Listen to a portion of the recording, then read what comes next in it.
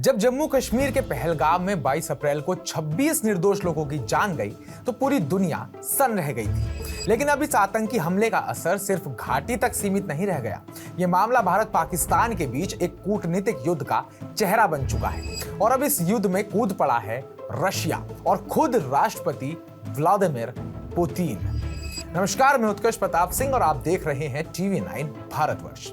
Russia के राष्ट्रपति Vladimir Putin ने सीधे प्रधानमंत्री नरेंद्र मोदी को फोन कर पहलगाम हमले की तीखी निंदा की और साफ कहा, हम आतंकवाद के खिलाफ लड़ाई में भारत के साथ खड़े हैं। भारत के विदेश मंत्रालय ने एक्स पर इसकी जानकारी दी।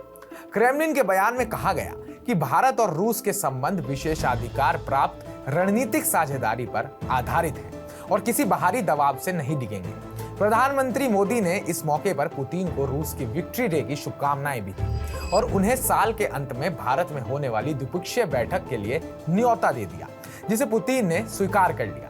रूस की सक्रियता से अब पाकिस्तान बेचैन हो चला है। जी हाँ, स्वाभाविक सी बात है, हमारा कोई मित्र हमारे पास आकर खड़ा होगा तो दुश्मन देश बेचैन हो जाता है। हालात इतने संवेदनशील हैं कि रूस अब खुद को एक मध्यस्थ के रूप में पेश कर रहा है, यानी कि मॉडरेटर के रूप में।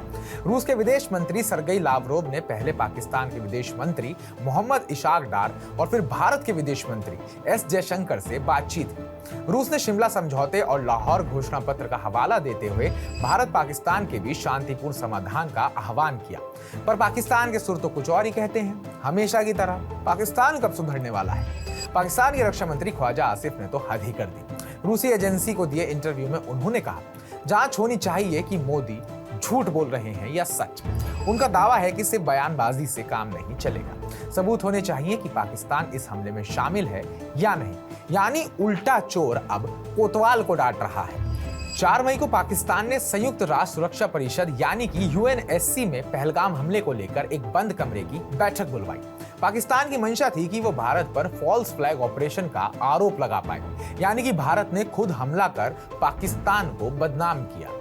लेकिन हुआ इसका पूरा उल्टा ही। सूत्रों के अनुसार UNSC में 15 देशों ने पाकिस्तान से ही कड़े सवाल पूछ डाले। लश्कर तैयबा जैसे आतंकी संगठनों की भूमिका पर बात हुई। UNSC ने कोई बयान जारी नहीं किया, कोई नतीजा नहीं निकला। पाकिस्तान की पूरी कोशिश नाकाम हो गई। बैठक UNSC चैम्बर में नहीं, उसके परामर्श कक्ष में हुई थी, जिससे साफ है कि इसे गंभीरता से नहीं लिया गया। पाकिस्तान सुरक्षा परिषद का फिलहाल अस्थायी सदस्य है और उसने अपनी सदस्यता का इस्तेमाल कर भारत को घेरने की नाकाम कोशिश की। तो आगे बढ़ने से पहले अब ये भी जान लेते हैं कि आखिर ये UNSC क्या होता है, क्या इसके मायने हैं और कौन कौन इसका सदस्य है। तो UNSC की फुल फॉर्म है संयुक्त राष्ट्र सुरक्षा परिषद, यानी कि यूनाइटेड नेशन सिक्योरिटी काउंसिल। ये संयुक्त राष्ट्र का सबसे ताकतवर अंग है। इसमें कुल 15 देश होते हैं, जिसमें से 5 परमानेंट मेंबर्स जैसे कि अमेरिका, रूस, चीन, फ्रांस और ब्रिटेन। इन्हें वीटो पावर होता है, मतलब इनका ना कहना किसी भी प्रस्ताव को रोक सकता है। इसके अलावा इसमें 10 टेम्परेरी मेंबर्स भी होते हैं जो 2 साल के लिए चुने जाते हैं। मई 2025 में ग्रीस UNSC का अध्यक्ष है और पाकिस्तान भी इस वक्त इसका अस्थायी सदस्य है। अब आते हैं अपनी कहानी पर वापस कि रूस का रोल इस मुद्दे पर कितना खास है। तो आइए इसकी भी चर्चा करते हैं। हमारे सोर्सेस के मुताबिक पश्चिम देश इस तरह के हमलों को मिलिटेंसी के रूप में देखते हैं, लेकिन रूस इसे आतंकवाद मानता है। यही वजह है कि रूस भारत को स्पष्ट समर्थन देता है। हालांकि पाकिस्तान भी रशिया से नजदीकियां बढ़ाने की कोशिश कर रहा है। उसे लगता है कि भारत की अमेरिका से बढ़ती निकटता के चलते रशिया का झुकाव उसकी ओर हो सकता है। लेकिन सच्चाई ये है कि रशिया जानता है भारत एक उभरती वैश्विक शक्ति है और उसे नाराज करना रशिया के लिए महंगा पड़ सकता है। भारत का स्टैंड यहाँ बिल्कुल साफ है, द्विपक्षीय समाधान ना कि अंतरराष्ट्रीय तमाशा। भारत शुरू से कहता आया है कि पाकिस्तान से जुड़े हर मुद्दे को द्विपक्षीय तरीके से सुलझाया जाना चाहिए, न कि अंतरराष्ट्रीयकरण के जरिए। और यही बात एक बार फिर अंतरराष्ट्रीय मंच पर साबित हो गई। पाकिस्तान ने जो प्रोपेगेंडा फैलाया वो उसी पर भारी पड़ गया।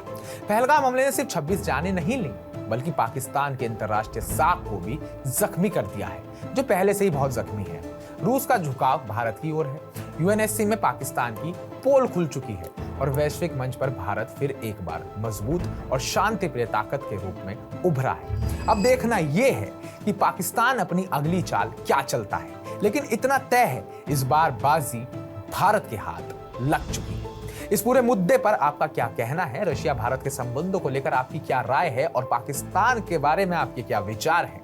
कमेंट बॉक्स में कमेंट करके हमें जरूर बताइएगा और ताजा अपडेट्स पाने के लिए TV9 भारतवर्ष को सब्सक्राइब कीजिएगा।